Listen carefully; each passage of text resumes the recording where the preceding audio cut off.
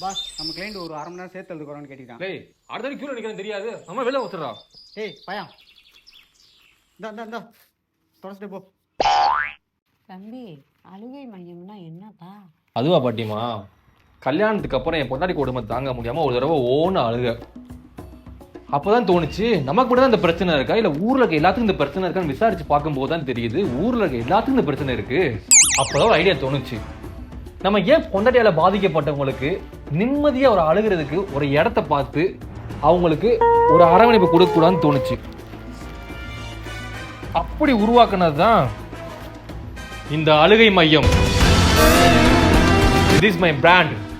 Pass Chennai customer phone பண்ணாங்க, சென்னையில் எப்போ பிரான்ச் ஓப்பன் பண்ணுறதுன்னு கேட்குறாங்க.